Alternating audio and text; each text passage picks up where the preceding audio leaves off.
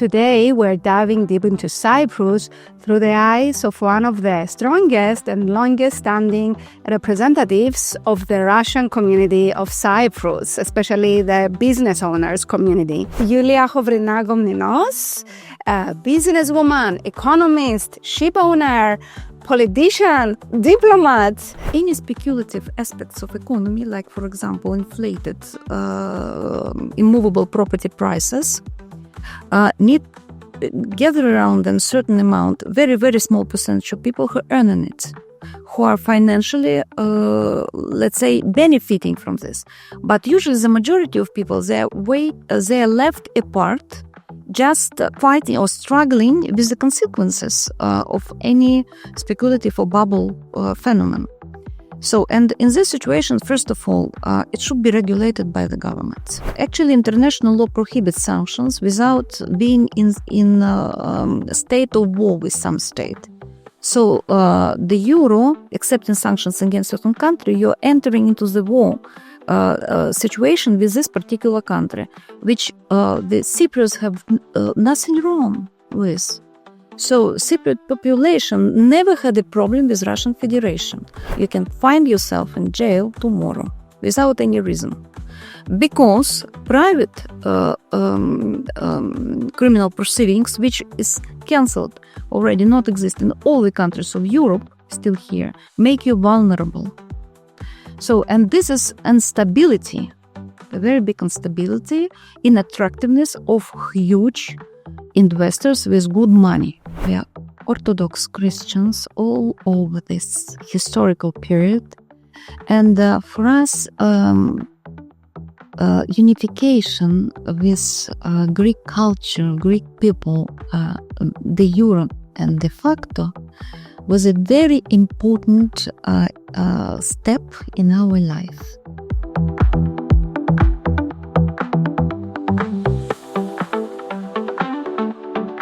This episode is brought to you by FinHub.com.cy, the #1 platform here in Cyprus, which matches you to the right service provider. Whether you are a Russian, an Israeli, a Ukrainian wanting to relocate to Cyprus, or wanting to establish a business here in Cyprus, you can find the right service providers for free simply by using FinHub.com.cy. Welcome to FinHub podcast. Today, we're diving deep into Cyprus through the eyes of one of the strongest and longest-standing representatives of the Russian community of Cyprus, especially the business owners community. We are joined by dear friend Yulia Khovrina Komninos, a businesswoman, economist, ship owner, politician, diplomat. She has so much to offer, and she has been living and running businesses in Cyprus for the past 33 years with her husband. She has a lot to say. Yulia has studied economics. First of all, welcome, Yulia. Thank you so much. Thank you for being here. Thank you. And just a little background about Yulia and why she is the right person to talk about how the Russian community feels about the growth of Cyprus, relocating to Cyprus. She has studied economics and international relations in Russia. She's also a member of the Chartered Institute of Bankers in London and also has a degree in financial services from the University of Manchester. She's also a Cyprus diplomat and politician with her own political party that she started with her husband, Nikolai, in 2021, the United Republicans Party of Cyprus. And they started this party out of a very deep need to help the country and to be an active member of the community. She speaks 8 languages perfectly, including Greek.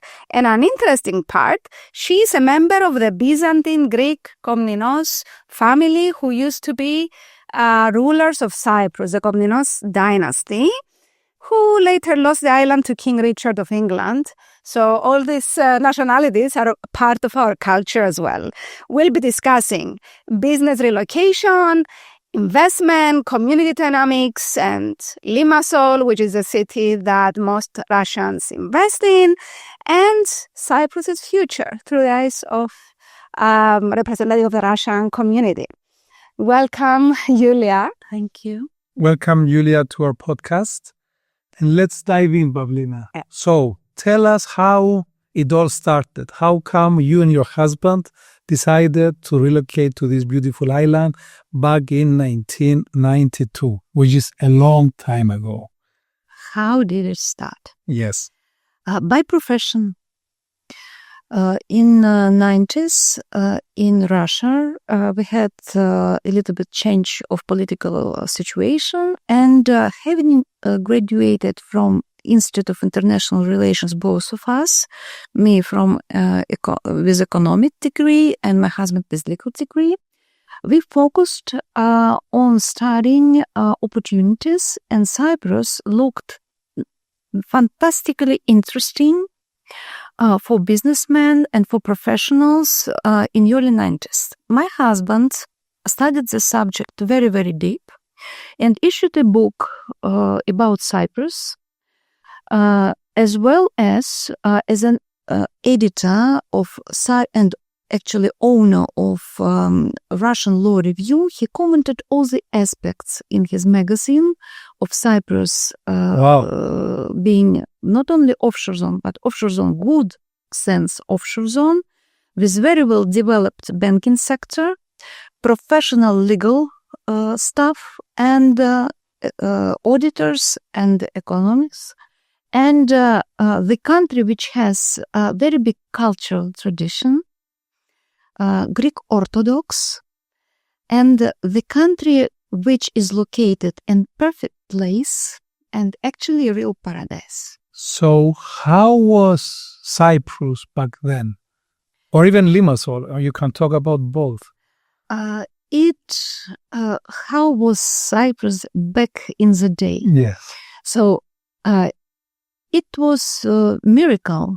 It was so much warm and welcoming country. We felt here welcomed. We didn't lock cars. We didn't lock houses. The food was fantastic. The sun was warm. And the life was very natural, very authentic. And whatever you do here, you really got very positive emotions out of the process. This was important. I can recall how many banks were there. English banks, Cyprus banks, Greek banks. Whenever you enter, you are welcomed. No one asks you questions like we hear nowadays. And you feel you are in the right place. So, and when we found that our family gonna expand, we were so happy to give birth to our kids here in Cyprus. You can't imagine. So we felt here at home. From the first day we landed in Larnaca airport, we felt here being at home. And we loved country from our first visit. Wow, very nice. And how do you feel now after 33 years? Your kids have been born in Cyprus, you had your businesses here, and things have evolved. How do you feel about Cyprus now? Of course, we're going to go more into it, but overall, the differences now in comparison to back then. I love Cyprus even more from before. And I spent here more years than I spent in Moscow. And with all my life, love towards the island and country and people, I feel so many problems here. And I don't want to live apart. I want to take part in life of the islands. And that's why I decided to get involved and in politics and in all other movements like learning Greek intensively, like being deep in the church. And I think that it's very important to do it with love towards the country, not automatically. So, Yulia, everything started back in 2008, where you got your Cyprus passport. You have applied for a naturalization. Can you explain us a bit the process and how it was, how the situation was back then? How was the situation back in the day? So, first of all, you have to stay in Cyprus permanently for 7 years. This is a must. But apart from them, you have to have over all this period good reputation. You should be known to local community, and you should have recommendations from local community as a person who is entitled to naturalization process. So that means that you have to be integrated in the community. I remember very well all this process. So it was fast, it was welcoming. So I remember my interviews. In order to apply for naturalization, for me it was very important first to learn Greek language at least at the level B1 on international scheme, Vita, so that I can all the interview conduct in Greek language. So, and I enjoyed this process, the people were so much welcoming in the authorities. The questions were so much important for someone who is going to stay here with Cyprus passport. And I was very, very proud when in 2008 we received the documentation that, yes, you are member of the Cyprus. It's a Cypriot. So now you are Cypriot. My first move was to call my parents and to say, yes, we are, because and my parents and parents of my husband had connection to Byzantine Empire. And that means we are Orthodox Christians all over this historical period. And for us, unification with Greek culture, Greek people, de jure and de facto, was a very important step in our life. Something I feel very strongly after living in Limassol for many years and seeing all the nationalities that come to Cyprus, even though Russians, they do have a little bit different culture and ways than Cypriots. Cypriots are warmer. However, we are such a great match because of the Orthodox religion and the respect for our culture that unfortunately, I don't see with some other nationalities that come to Cyprus, even Europeans. But with Russians, yes, we have such a smooth relationship. They value family as well. They value family, they value religion. We have exactly the same religion, similar family cultures. They value the history of Cyprus, most of them. Absolutely. Yes. Even our alphabet is similar. Even more, the connections between Russian Federation and the Soviet Union, yes, it was long-going history. For example, during the Soviet Union times, the direct investments into Russia were forbidden, and they were conducted in the way of portfolio investments coming through Cyprus. Yes. So we have very close, much more closer connections than the majority of people think. So, and of course, Cyprus was always listed in all the literature, what I read, as a country, our friend, and the country like not only friend, like brother country. And religion is a very important issue here. And just to mention that we felt very sorry for the events in 1974. And the Soviet Union fleet were there and in the territorial waters of Famagusta. And the grandfather of my husband, Admiral in full, he was the chief of this particular number of ships which were there, and was offering assistance for Archbishop Makarios. And in his when he was already at retirement, he wrote about that in his memos, and he sent the telegram, which was signed by Brezhnev, our general secretary, that we offer help. And the answer was that we do not help. So this we don't understand, because we were ready to support our friends and brother nation, Greek Orthodox Cyprus. So unfortunately, so our grandfather, up to last moment he was alive, felt sorry for this situation.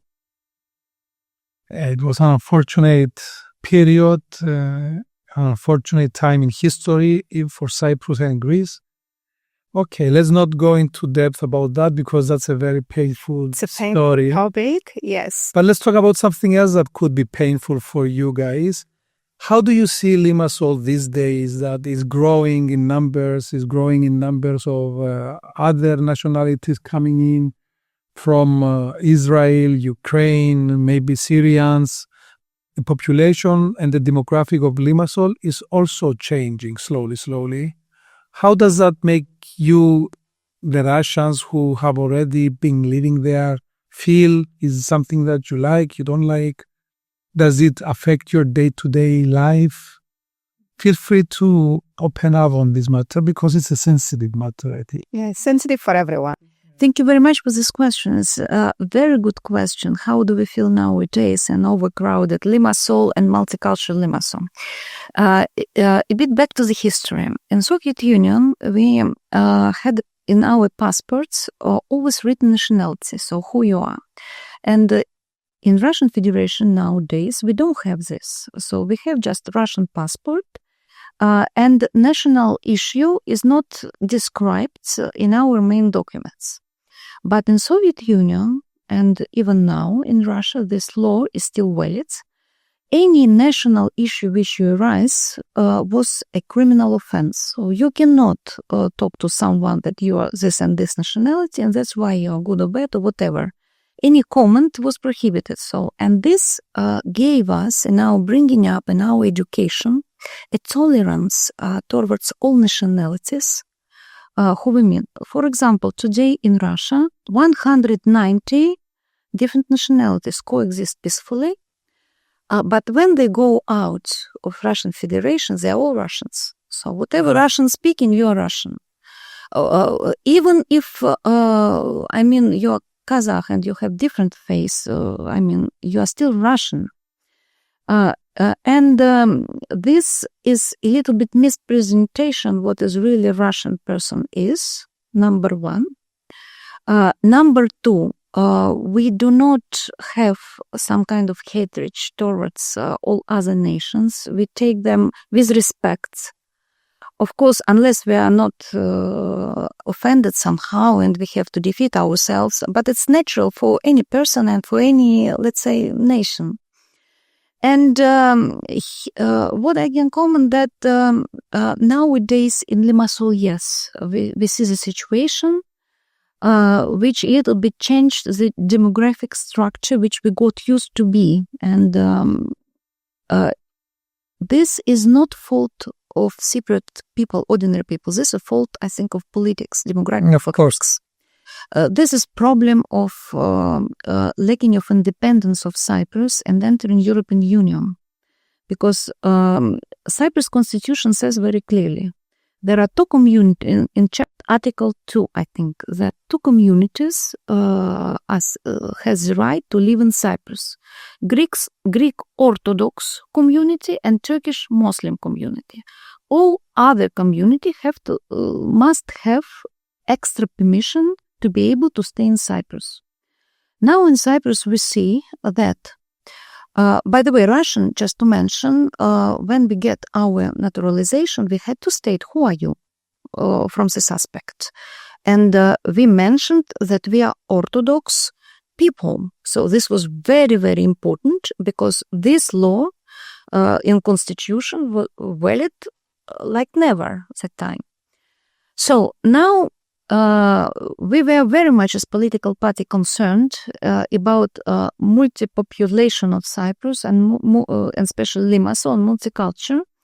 And we found a different conflict between the constitution, as I said before, and European directive that no nationality should be discriminated, and whatever national issue is comments is not allowed. So our political party sent a letter to Archbishop of Cyprus asking to clarify, first of all, the criteria of allowing within the constitution of Cyprus for different groups of people to stay in Cyprus so that we can understand what is the process. And secondly, how is conflict of these laws is viewed. We didn't get the answer. Do you feel that there is resistance between Russians and the other nationalities, or like they used to live in Russia and in former USSR, they live and coexist together in harmony, primarily in Limassol, because Limassol is... I want to say that we do coexist, we have tolerance, and we have respect.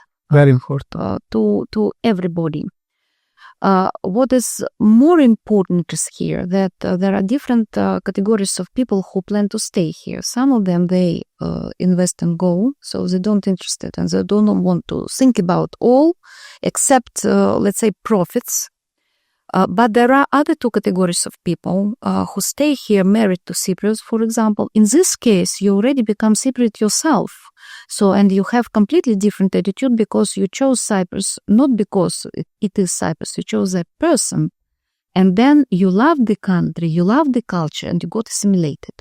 And the family is like me and my husband, so who came here because of professions, because of origin, because we love the country. So we are also quite respectful towards everybody. And we have our opinion, but we respect also the opinion of the others. So I've seen, especially from the Russian community now and the Cypriot community of Limassol, concerns about the safety of the city. There were some safety incidents from foreigners recently. And I see the Russian community being very loud, actually, about these incidents, especially from people from other religions that come and now they make our country not feel safe and they make Limassol not feel safe. How does the Russian community react to that? Here I want to specify a little bit more. Very, very good question. Thank you for it. First of all, here we're touching two aspects. First of all, we as a political party supported Cyprus police before many times. And we also sent a letter to the President of the Republic that it's not enough the police force which has in Cyprus to control effectively inflow of people. And we were very happy, we didn't get a written answer, but we were very happy recently to see Frontex controlling the entering flow of people in Larnaca airport. So that means that we have been heard. For us, it's very, very important. Number one. Number two, I want a little bit to clarify all this noise about Russian community, about all this security in Limassol, which I also have access because this group I read on Facebook. So, a little bit clarification about who is Russian, who is Russian speaking. Before 2004, starting from 1992, a lot of intelligence people from Russia were coming to Cyprus, relocating to Cyprus. So these people were professors, diplomats, Roskomflot, high professionals, for example, in shipping industry. They were all coming here like brain, very well educated people, ethnically Russian, let's say titled nation. And we all got, including our family, before entering European Union, final pink slip. So within 2 weeks, you have to leave territory of Cyprus. What does it mean? That means that you have here your kids, you have here your property, you have here schools and everything. You have 2 weeks to leave the country. So the majority of people had to leave. So this, let's say, really Russian people had to go away. Where did they do? Where did they go? They repatriate. They came to Switzerland, to France, and settled there. So the same was done to also Orthodox Serbs, 1999. They all were got deportation notice. Their funds were locked. And because I also speak Serbian language and I was involved with Serbian community, even I had to pay them my tickets because they couldn't use their credit cards. So, and the money of Serbian Republic at the time just disappeared in Cyprus. So, after that, there was another flow, this of settlers. But these people, they are settlers in Russia, and in Russia we also we can read that they're afraid of certain, let's say, situations which are happening. So these settlers now from outskirts of Russia, they relocate to Cyprus. So they're staying here, and we cannot tell that they are 100% Russians. They're Russian-speaking people.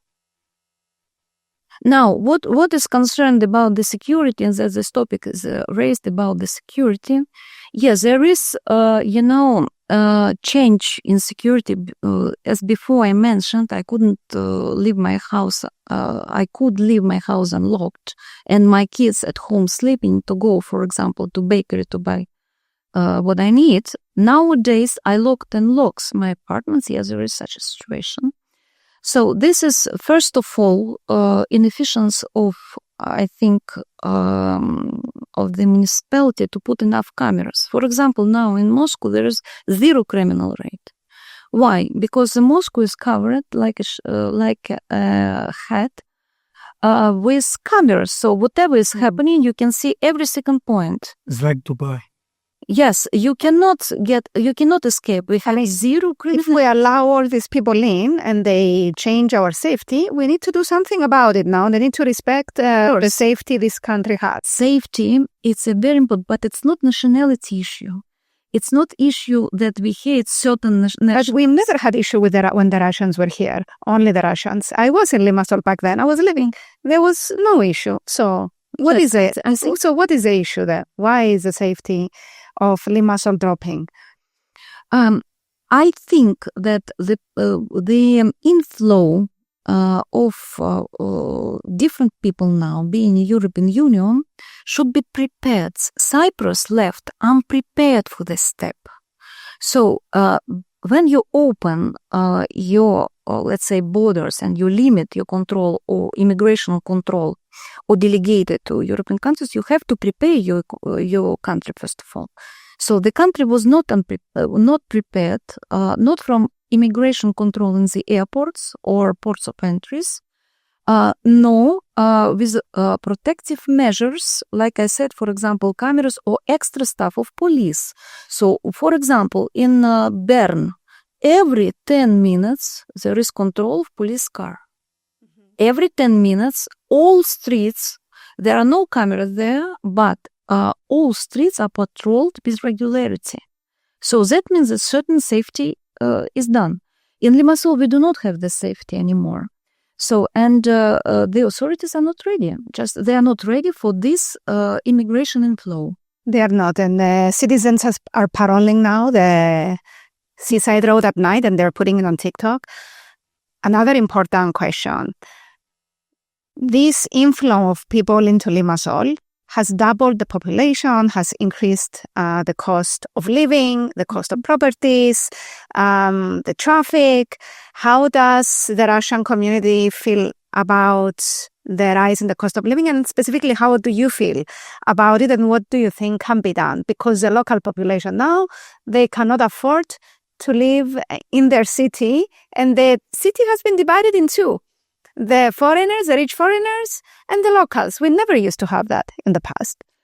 It's like 2 different universes. So the local people, and we consider ourselves local, we exist in one dimension, and all these wealthy, let's say,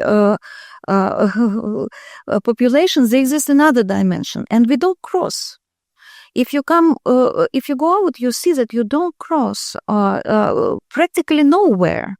So these 2 universes, they coexist in parallel, living, of course, affecting one indirectly to each other. And cost of living, this is the result of a movable property bubble, what we have in Limassol.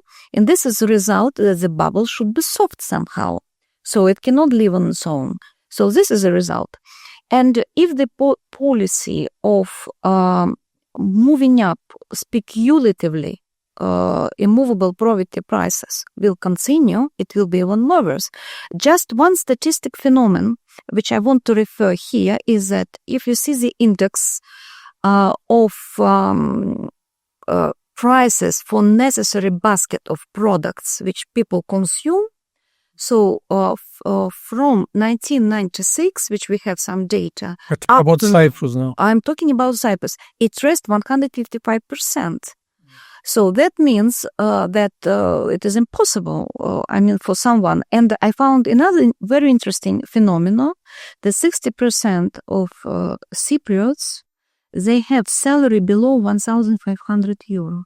Yes, and the salary has not increased in alignment with the increased cost of living. That's the issue. Absolutely. Because if we had high salaries like Switzerland and Dubai, then it's different. But the salaries remain, for most people, the same. But even the people in Limassol who are getting higher salaries, I see them, the Cypriots, 5,000 euro. They still cannot afford, if they have a family, they still do second jobs, business of their own, and they're struggling. So what is Let's talk a bit about this problem, because I feel that the Cypriots of Limassol have two speeds as well. They are the Cypriots who belong to big audit firms, big law firms and their partners, so they can enjoy the lifestyle there because they're servicing their clients and they are well off financially. But this, of course, accounts for 10% of the Cypriots there. It cannot be more than even less. Even less. It cannot be more. And we have the 90% or the 95% of the Cypriots who are servicing the community and who cannot live comfortably because of the salaries you've mentioned. Do you have any recommendations as a Russian who is living there? Do you feel that there are some steps that the government could do or something to help that city and the locals breathe? Because they cannot breathe.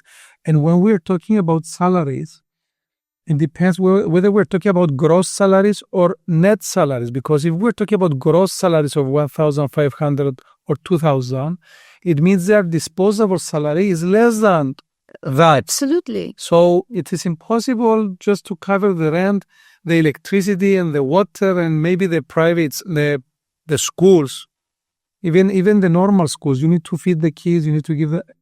So how do you, I don't know, what's your take on that? Thank you very much for this question. I really want to comment the situation in Limassol, how the people survive. Indeed, any speculative aspects of economy, like, for example, inflated immovable property prices, need gather around them certain amount, very, very small percentage of people who earn on it, who are financially, let's say, benefiting from this. But usually the majority of people, they are left apart, just fighting or struggling with the consequences of any speculative or bubble phenomenon. So, and in this situation, first of all, it should be regulated by the government, which is very difficult to do for Cyprus, because Cyprus, as a member of European Union, has delegated certain monetary policy. Usually it's done through the monetary policy by the state, but monetary policy of Cyprus is decided not by Cyprus. So, and another issue which is very important, lack of liquidity on the market. We keep the inflation rate low because we cut the liquidity. So, for example, such monetary aggregates M1, M2, and 3 or 4, first of all, we don't have enough information how much they're in Cyprus, but we can see it from other indexes that they're limited. For you cannot get lending here. So that means that we cannot control interest rates, and through interest rate control and action, we control it through cut of liquidity. And that makes the purchasing power of money and, let's say, the real salary which somebody gets dropping down. So if, for example, now people have enough funds to go shopping, you will see it completely different situation. So the economy will depend on real sectors and not on bubble sectors. And you will see different mechanism in economy to grow on. And the purchasing power of money, which is really the financial stability of Cypriots, will go up. Nowadays, it's not. And another thing is the structural measures to limit excessive price rise on immovable property, and especially in Limassol from the government, should be set up. For example, for speculative capital, the price has no importance because they earn on margins. They earn on whatever move the move probably Can offer. So they're not cared. 100 they buy a meter or 10,000 buy a meter. They will speed up the market to get their profit and to run. So, and that makes if you look more detailed the economy, the GDP of Cyprus, which is not that much, it's only 15 billion. 20, something like 18 to 20 billion. It's mainly based on the prices for movable property. So it's some kind of fake perception. I think the matter lies to the fact that we are an island, so we're not producing anything. We don't have the infrastructure or the skill force or the simple labor force to produce anything. We are heavily educated, so the locals do not want to do manual labor anymore. We used to do it 40, 50 years ago, but slowly that was declining. Maybe the EU helped to erase some sectors out as it did with other member states as well. And now I think we are an economy which is driven by the service sectors, as we are not producing anything really, and tourism. The service sector are, of course, the services we offer as accountants, auditors, lawyers, immigration, and what have you, architects. And lots of services are actually revolving around the construction area as well. Now, you have mentioned that it is a bubble, which I think that used to be my thought as well. And I used to believe that for the last 5 or 7 years. But now even following the termination of the naturalization program by investment in 2020, we still have some clients who are buying $1 million flats, small flats, $1 million flats, and it's their decision. I mean, they haven't consulted with us. They have done their own research, and they decide to place their capital in one flat in one of the towers in Limassol. I don't understand the economics behind it myself, but who am I to judge? I mean, we have such clients, very successful clients, who are placing millions for the acquisitions of small flats, 50, 80 square meter flats, maybe 100. So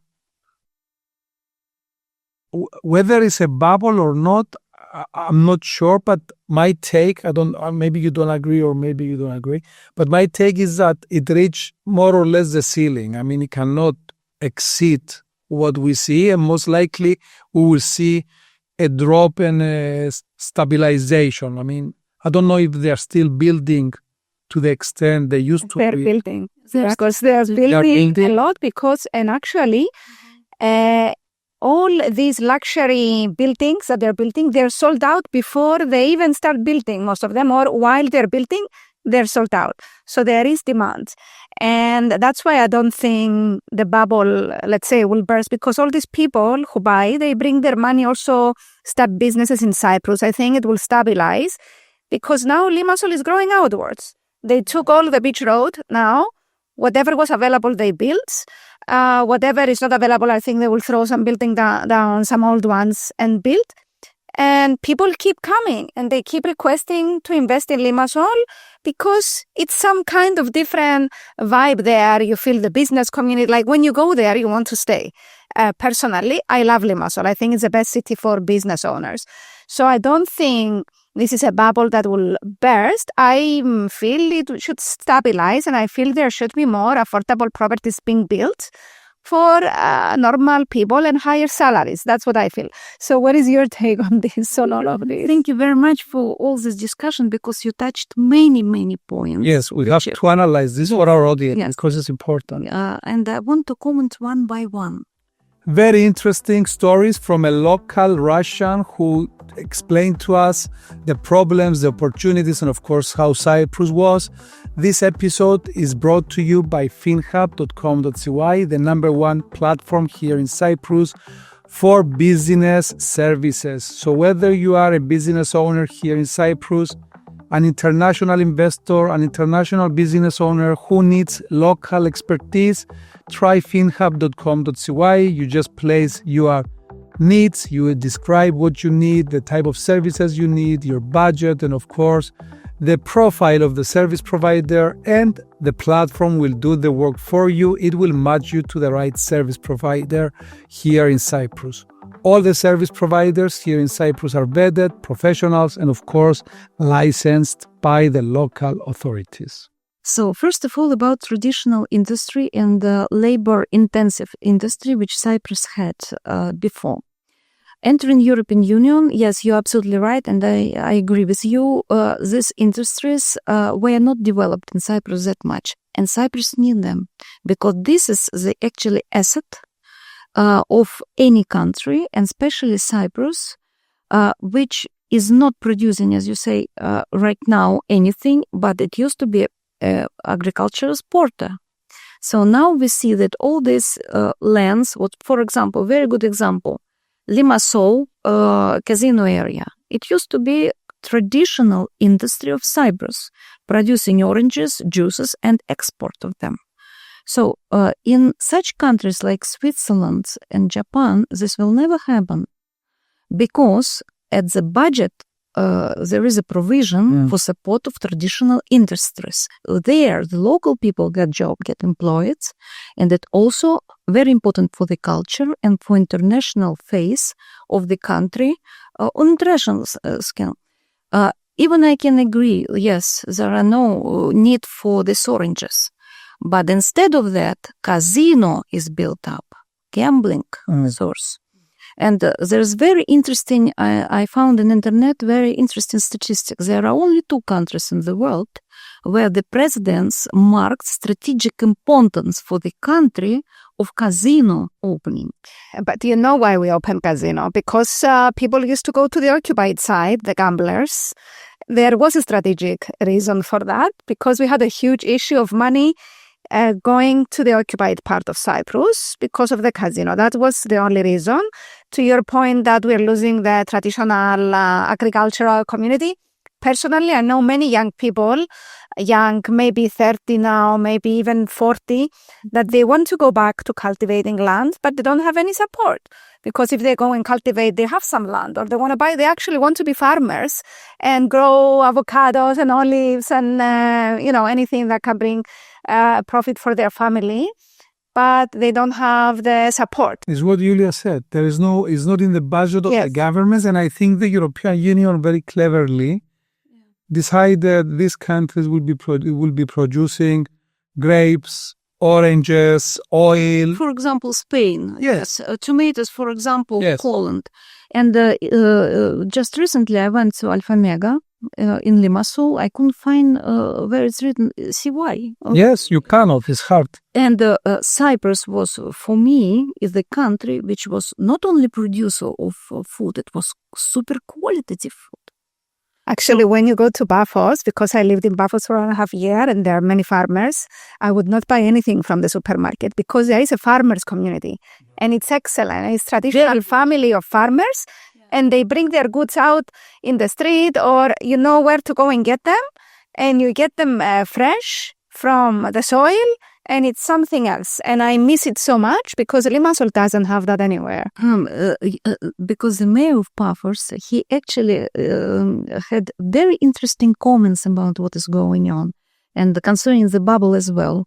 For example, he said very openly that Cyprus got a destination of drug cartels and their investment. That's why they don't care what is a bubble or not bubble. For them, it's legalization of funds. So, and in Paphos, yes, I know that in Paphos you can find some but on very low scale traditional produced food.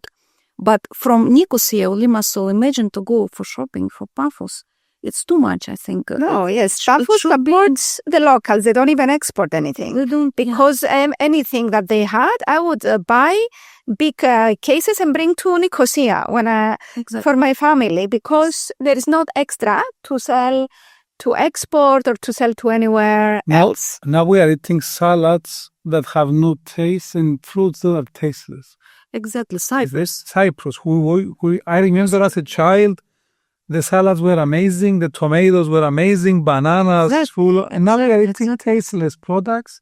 Imported. Everything. And we pay for that. And we pay. They are not cheap. So and imported. Yes. They are tasteless, imported, and very expensive. And instead of supporting our natural agriculture industry, which historically was here, we have skills. This is very important on this ground. And what is very, very important, there is no diversification. There is no planning within the scope of the whole islands. So this is a very, very big drawback. So and no support. No support. No planning from the government, and as a result, no support. So the Cyprus is viewed like a buyer of all these products, making other countries rich. But we have to pay expensive and not... I agree with you 100%. So this is very, very important, and which matters me from the bottom of my heart. And traditional industries from all respects should be maintained and supported.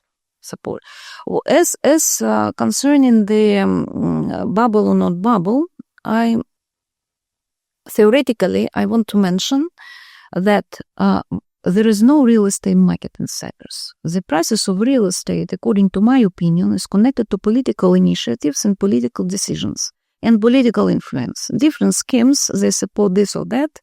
And that is why these prices are not reliable. And I want to recall the situation in Tokyo. We should never forget about that example, 1999, when incorrect measures of the governments and the lack of diversification, concentration, and speeding up the market of immovable property within Tokyo ended up in huge collapse of the market, and the biggest economy in the world, Japan, up to now cannot recover from this sudden drop.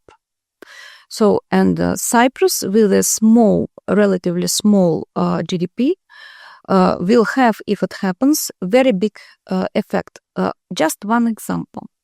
Now, everywhere we see, in all village, one house, we see real estate office. I remember that at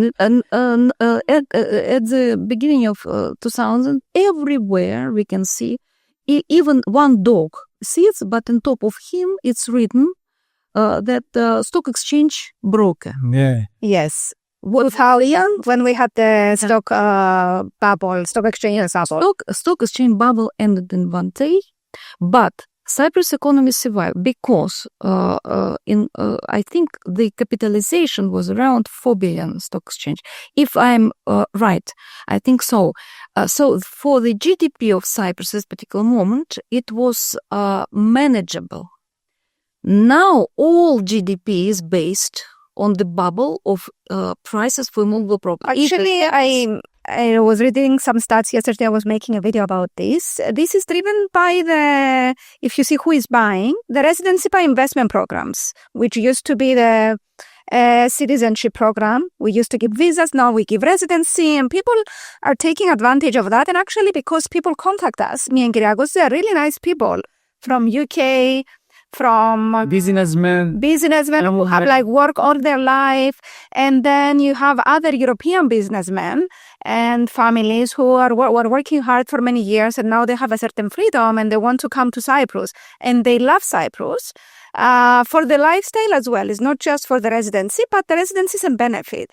So and also to avoid the high taxes. Yes. Basically, there's a problem. I think what is driving the property prices up in Limassol especially is threefold. Is the failure of the European Union to operate each country efficiently. So all European member states, they are increasing their taxes, so the population and the businessmen want to find alternatives. So one alternative is Cyprus. They come here, they buy properties, so the prices go up. The other reason is, of course, that now we are living at all-time highs at the stock exchanges globally. everyone is talking about the bubble, but the bubble of the stock exchange globally in New York and in Frankfurt and in Japan, there is so much money that is being made all over these years. The S&P 500 index and all the indexes are at all-time high. Gold is at all-time high. So there is excess liquidity. So people who had shares of 100, now their shares worth 800. So they have extra money. They sell the few and they have cash and they capitalize them into properties. And the other reason, of course, is what you've said, is this lifestyle that the island has to have. And of course, the programs that enable. The lifestyle is actually really good now, because if you compare to 30 years ago, yes, it was a more simple country, more simple life, but now we give a variety of everything. Somebody can live in a village if they want, close to the city, and have the rural lifestyle and still have the city and the beach bars and the very nice restaurants, and shopping is amazing, and the malls, and now you find everything in Cyprus. That's why I don't see how it will go down, even if one legislation changes, which now they're looking to raise a little bit the corporate tax. But I don't see how this will break this. Let's say, I think it will stabilize. The growth will continue. But what he is saying, the prices of the flats in Limassol, we are comparing Limassol to New York and Miami, which doesn't make much sense. But how will this, let's say, bubble break if so many people still want to move to Limassol? Every day. Very, very simple. Over these years I'm living in Cyprus, I've witnessed about 9 cycles of development of economy. So now, very interesting. Yes, and the economy is not just straight line. It moves on a cycle movement. So now we are climbing, let's say, up. And we have almost reached peak according to statistics. So after peak, definitely going to be recession. It can be sharp, like in Turkey, what I said. It can be slow, but it will happen in any case. Then is going stability, and then again there is recovery. So now we are on recovery stage, then peak, and then it goes down. We cannot bypass the cycle. Whatever we do, cycle is going on. The only thing is, which is very important and which you mentioned, and that each cycle of economy raises up economy one step up. Yes. So it doesn't go again straight. It's going so because every cycle contribute to infrastructure, contribute to development. So next cycle is one level up. But in any case, the economy will not function about that, because there is overheating effects. So, and that we witness in many countries from time to time, but now we have double effect because we are not non-alliance country. We're inside European Union. And for us, we are also sensitive not only to economic cycles, which Cyprus itself has, but also to economic cycles of the European Union as a whole. So I think for sure it will happen, it's my personal opinion. To which extent, it depends on certain factors. When 1-2 years, according to my expectation, it will happen. And also I can tell you there is another one, very, very important component. So what is good and what is not good investor. So good investors consider it European pension funds. So big European pension funds will never enter Cyprus investment market, and they're considered the good investors. We are not talking about one individual put a flat. We are talking an economy as a whole. So they will not invest to Cyprus for many reasons. Number one, Cyprus doesn't have, let's say, legal system which protects investors in full.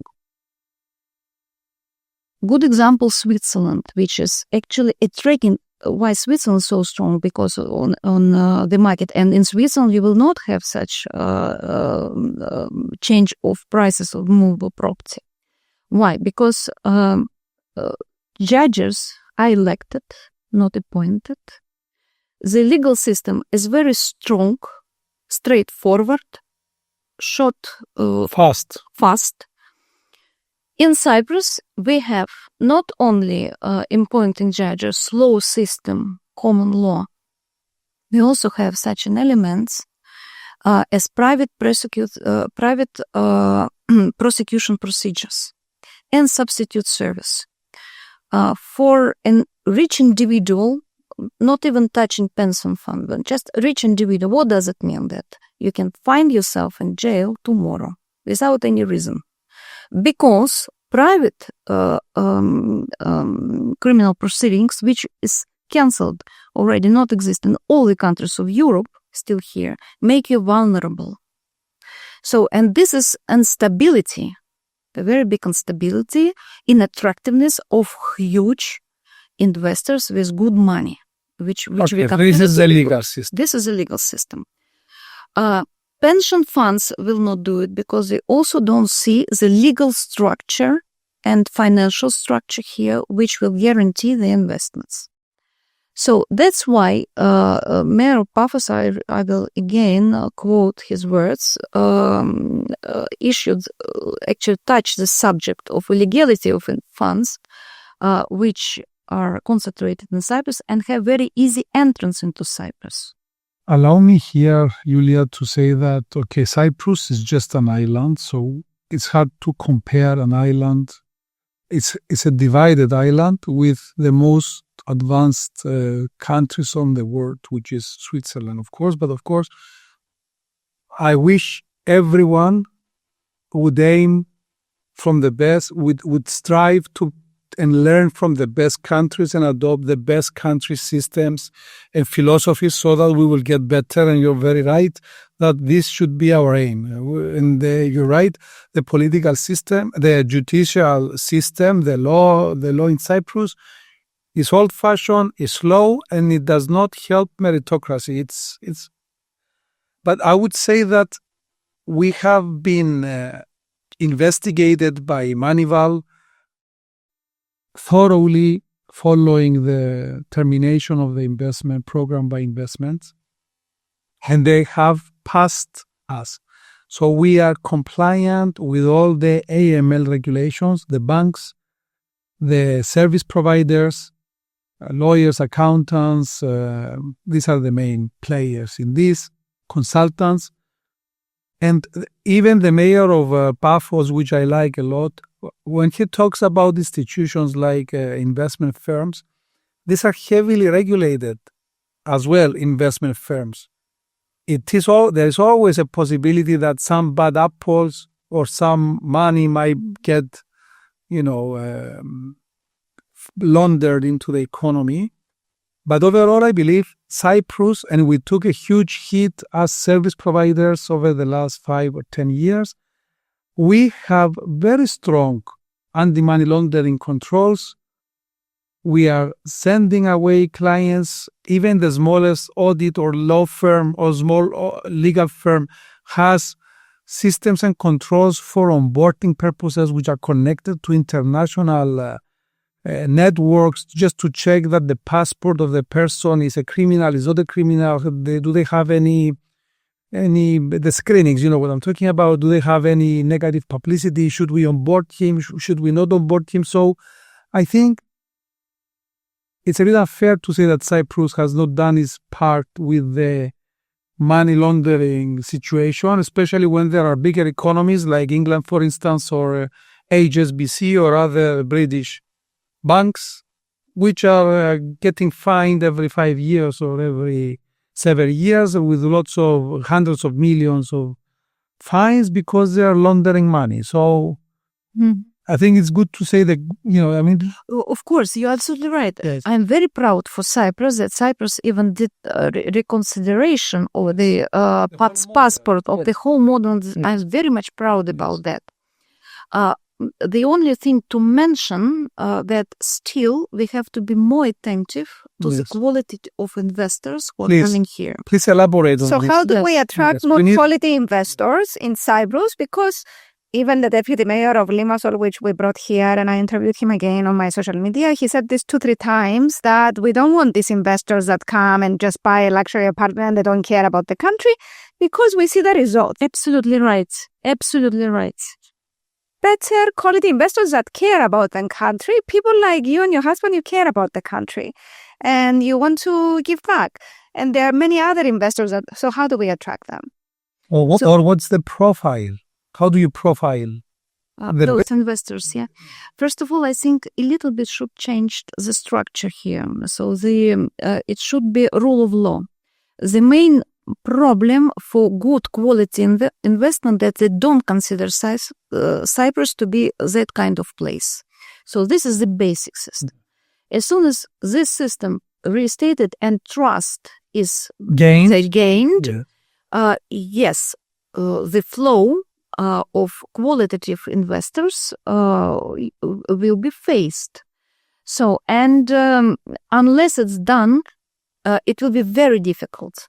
If you go at night in Limassol, you will see that all the skyscrapers are dark. 1, 2 apartments, you see light. That means that it has nothing to do with the economy, all this story. So it exists somewhere else. It's a one-off transaction. It's a one-off transaction. One at a time with this. It's one a moment. And also I want to mention that all the systems, the government, for example, for it's my personal opinion, is too big. It should be shrink. It's too much people sitting. We don't have effect. We don't have effective system. Government should be small, but more effective. New political force should be added on this political scene because it's same people every time. And even Einstein has said, with the same mentality, you cannot make change. So, and that's why I call the spot, for example, our political party to have free air, fresh air there. So nothing will be changed unless structurally changed is done. So this is very important. And one more point I want to mention, that competences. It is very, very important. So Cyprus actually give away all the competence to Europe. So we don't take decision. And it happens like with the body. You don't train, you lose your shape. You don't take decisions, you lose this ability of taking decisions. Correct decisions, I mean, not stupid ones. So, and here it's like copy-paste of what is decided somewhere, not for us, for themselves.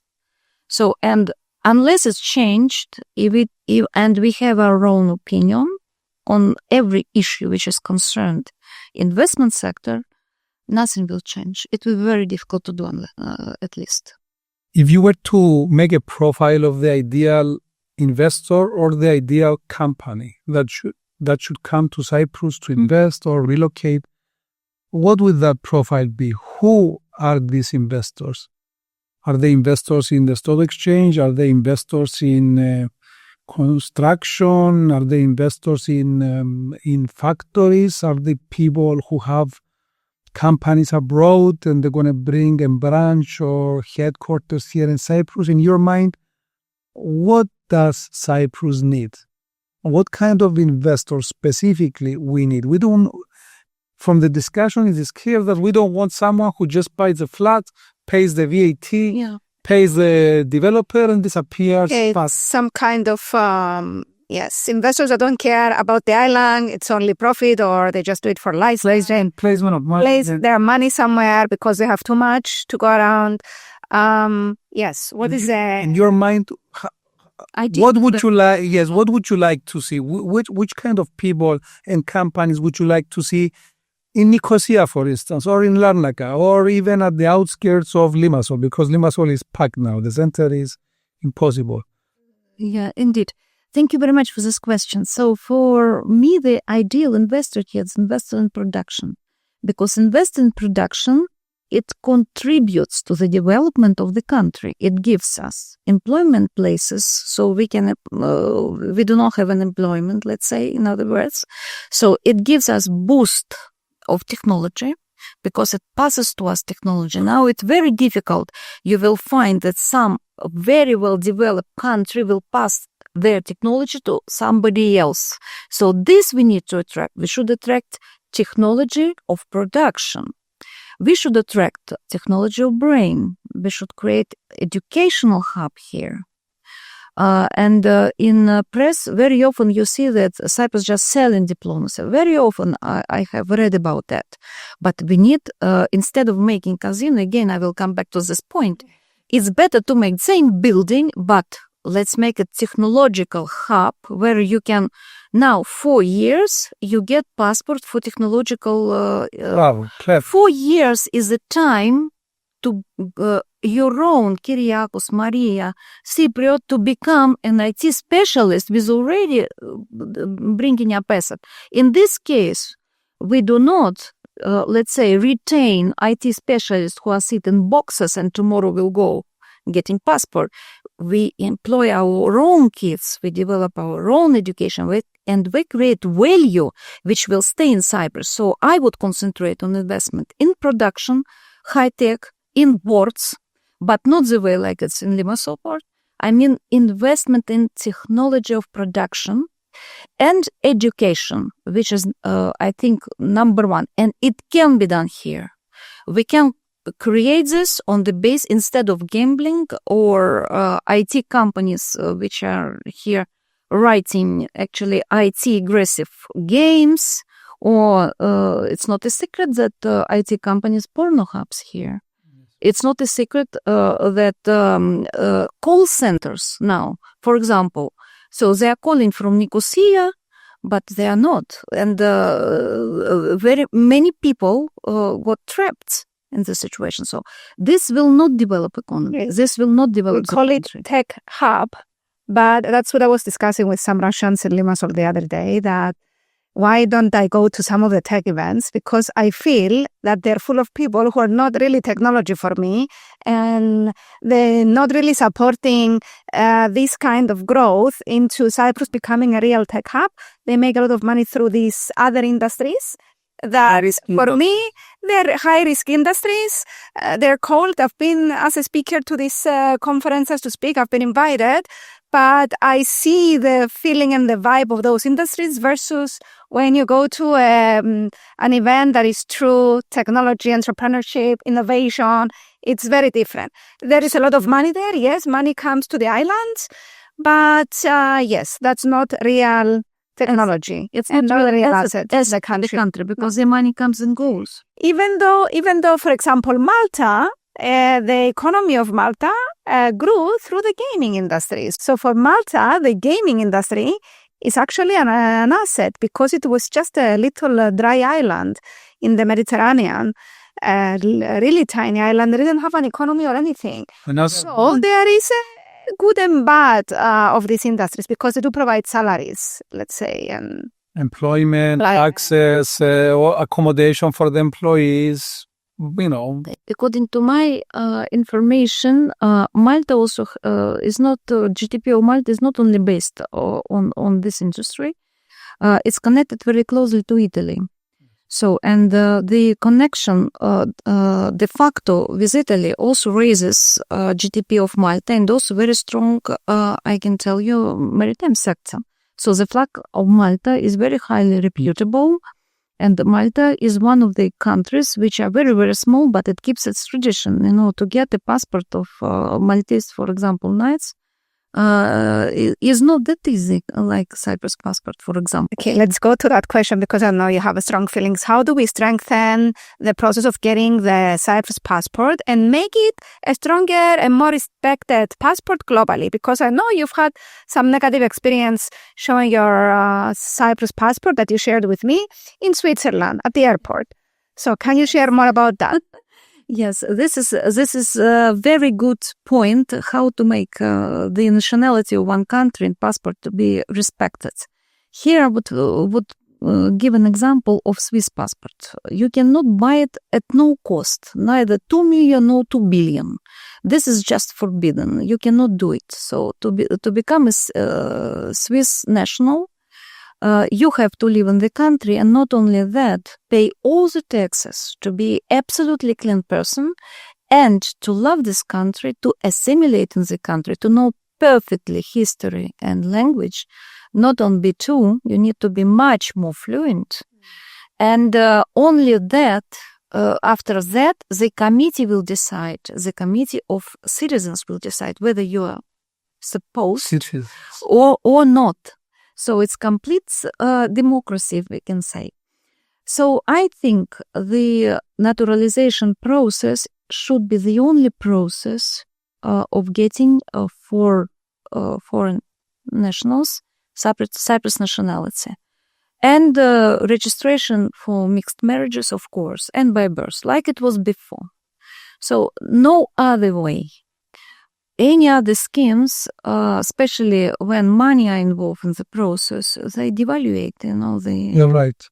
And then you really, I didn't find Cyprus within 10 best passports in the world. No, it's not there. And I think this is something which should be like a must in the heads of our politicians, that nationality is not an object of purchase and sale. It's not an object of trade. You've mentioned about the Maltese shipping flag. Yeah. Shall we talk a bit about the Cyprus flag? Very good point. And let's talk about our shipping industry and how it is attractive.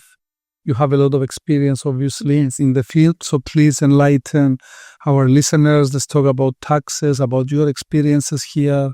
And you were a ship owner, so mention that. You had your ship here, but the ship is not here. So what is the reason? Yes, I understand.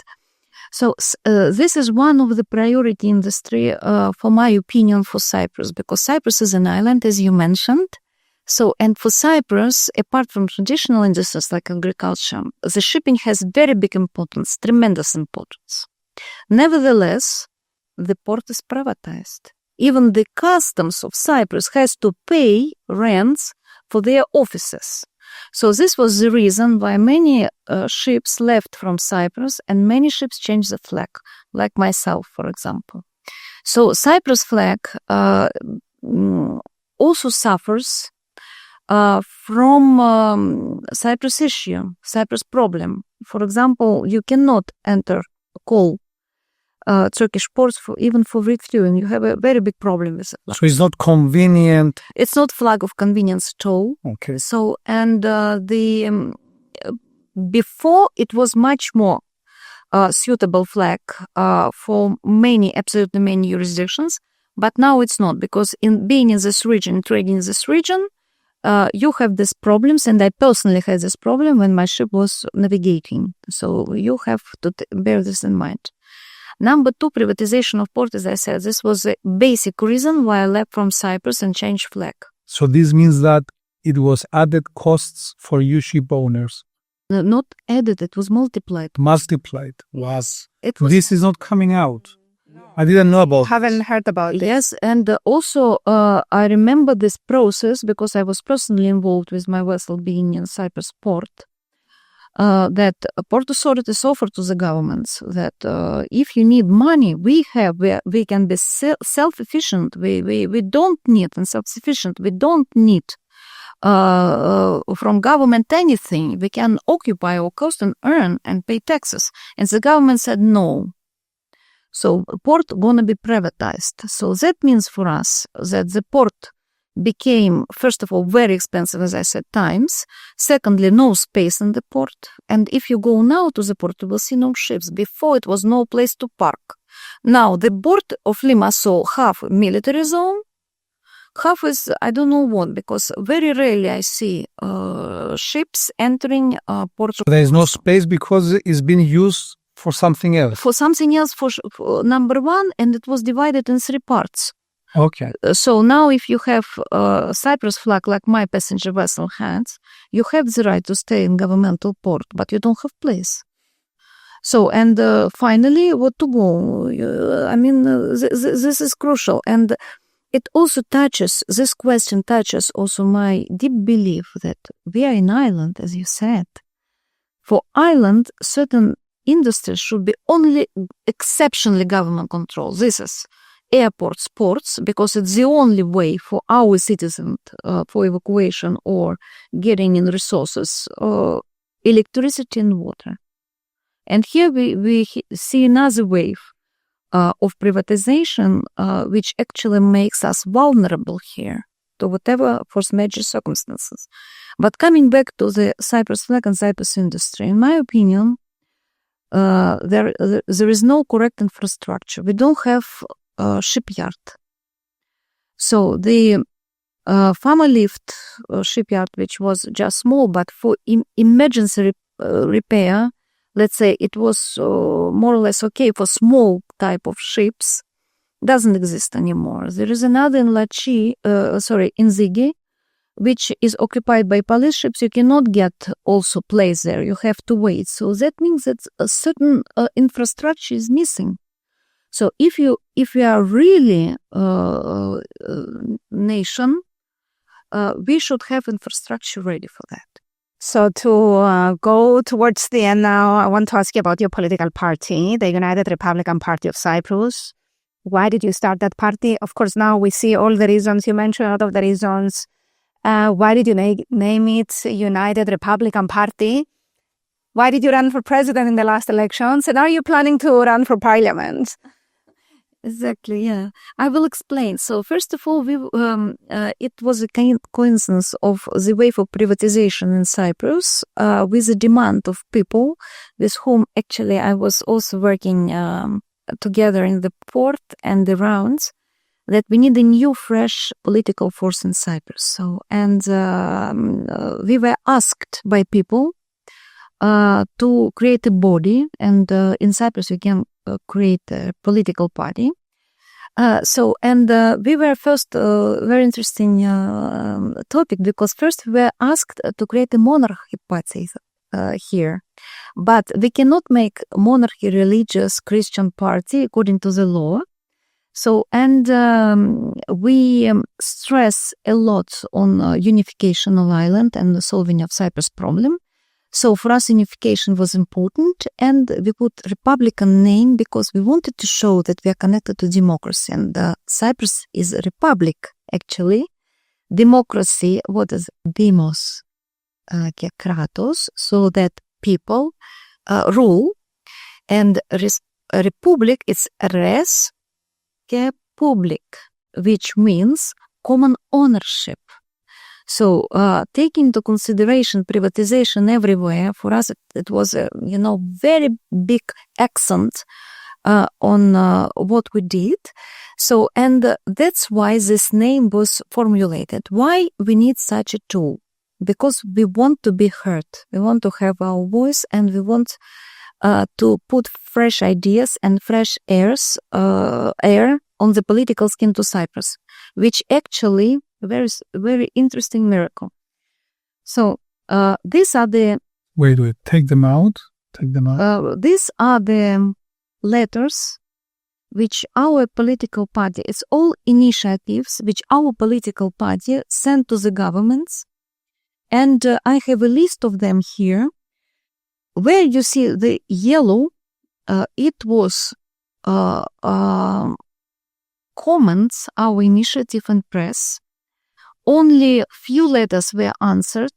For the rest letters, we didn't receive any answer for the government. I also got here continuation. From time to time, we see that our initiative is heard, and we see the change on certain aspects. For example, as I said, immigration control, we have now French police helping here. We raised issue with cameras which control the speed. By that letter we got answered. We raised the issue with humanitarian flights, so we didn't got answer to extent which we wanted. It's another very interesting sanctions thema. So, and we raised here different issues regarding the political problems, but we didn't get answer to that. All those questions are to the current government or to the previous and the current? To the current, to Nikos Anastasiadis government. We have only one letter, which was the first when he was still in his presidency position, but all the other they addressed to Nikos Christodoulidis. And it's addressed to parallelly to parliaments or to certain bodies which are responsible for that topic, and we didn't get answers. So you are sending a letter to 3 or 4 different addresses, different recipients, and they are not responding back. They are not responding back. But they have responded back to some... Yes, it was a letter about the cameras. We got explanation because we were very much worried about, it's not corresponding, the penalty for crossing the road, and also the issue that they are American controlled, you remember, if the press which was raised and people were very much calling our political party to check is it legal or not. So we raised this issue and we got answer that it prevents the incidents. This we got actually. Then there was a letter. We got the answer. Then there was a letter where we support Cyprus police when it was the incident with the Syrian guy, I think. So this letter we didn't got answered, but it was commented in press. Then we sent a few letters about mega project. We didn't get answer, but we see a little bit reaction of the government, like the electricity cable, this interconnection project. Or, for example, the project with Vasiliki and the ship. Then we also comments a lot of international policies of Cyprus. So we also didn't get an answer. And also we get very, let's say, a formal answer regarding the humanitarian flights. We applied by mixed families living here. So Cypriot people like us or married mixed families that there is, and our legal staff in the political party worked out the issue that sanctions exclude humanitarian purpose flights. So, and the issue was that we have about 700 signatures with names, real people behind each paper, to have at least once a month humanitarian purpose flights, direct flights between Cyprus, Russia and Ukraine, because the old people, sick people, they cannot fly to neither destinations. So, and they are connected to this country somehow. And we got quite formal reply, which is not based on legal grounds, which we were actually enumerated.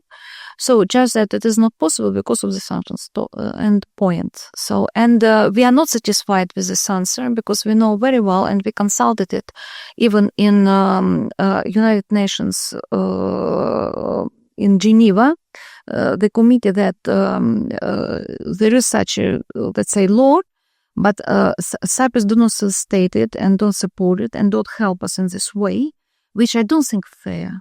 So you're applying pressure through your political party to the government, and we need people like you, and thank you for doing this. I know that you had a strong opinion on the sanctions about Russia. Maybe we can close with this because we're running out of time. And what can be done about these sanctions now, because Cyprus followed the European directives, and now we have, did it affect? It has affected tremendously the economy of Cyprus. Yes, it's actually affected tremendously economy from all sectors, and tourism and whatever. So I want to comment on this. First of all, sanctions, it's a new type of hybrid type of war. So actually international law prohibits sanctions without being in state of war with some state. So the euro taking let's say accepting sanctions against certain country, you're entering into the war situation with this particular country, which the Cypriots have nothing wrong with. So Cypriot population never had a problem with Russian Federation. But the euro now, it's in a problem with Russian Federation accepting sanctions policy. Here I would recommend to follow example of Hungary and Slovak Republic, which do not support sanctions at all. And in my opinion, the adopting sanctions in Cyprus close forever for Russian good, reputable businesses or investors to come back to Cyprus. Because now we don't feel trust. We don't have fiduciary relation, and we don't feel accepted here. So, and it will be very, very problematic for good investors from Cyprus, which we were from Russia, which we were discussing before, to consider Cyprus as a destination for their funds. Plus, changing of situation within the Russian Federation. Because we have very good now tax system. We have two enclaves like offshore centers in Kaliningrad and on island Ruski on Far East. So, and there is no need for it. So, and also There's no need for Cyprus, you mean? yes, because it's like, I remember when I was studying in my university, the first concept was you don't search for new customers that hard as you retain old customers. It's the same. We retain old friends who had long relations with us. We don't search for new ones, but in Cyprus is going on the other side. So how would you see Cyprus, or what is your wish for Cyprus for the next 10 years? How do you envision Cyprus, or what's your wishful thoughts? For Cyprus, Yes. of course, I'm thinking about Cyprus problem as well here, and I think this problem, Cyprus problem and division of Cyprus, will have further developments, this issue. I think the scenario on this issue, as according to, here I agree with British high-ranked diplomats who say that the scenario here will be in 5-10 years, the Turkish Republic of Cyprus will be recognized by United States and Russian Federation. So the Cyprus will exist two-state solution for a certain period of time, but then it will be united in the form of confederation. So I think this will be, and what I personally, this is how the reality, let's say, here I agree with the diplomats, but what I want personally to see in Cyprus, I want to see prosperity in local population. I want to see traditional industries reinstated. I want to see local people to live happily and to have enough reasons to stay in Cyprus for all their life, to bring here their children and not to send them somewhere else further, but to be educated here, to contribute to the country and to develop as a Orthodox Greek Cyprus country. Thank you so much, Yulia. Thank you. For those of you watching, let us know in the comments. Would you vote for Yulia? Would you like Yulia to be in the Cyprus parliament at least? Or do you think another extra voice, a different voice, would add value to the parliament? Because this is important. Yes, and what kind of voices do we need? And as always, we read your comments and we create more episodes around your comments. And everything we asked today was part of your comments as well, because we see the vibe. If you want to find credible, licensed, professional accountants, lawyers, immigration experts in Cyprus, this episode was brought to you by FinHub. Just go to finhub.com.cy, place your request, and we will connect you with the most credible people. Basically, they see your request, they're on our platform, they give you codes, and then you do your business in Cyprus smoothly and compliantly. Until the next episode, hope you're all well and enjoying, and get in touch if you have any more questions or want to do business in Cyprus. Drop us a comment, drop us an email. Thank you very much, Yulia, for coming to our podcast, and see you at the next episode. Thank you. Thank you very much.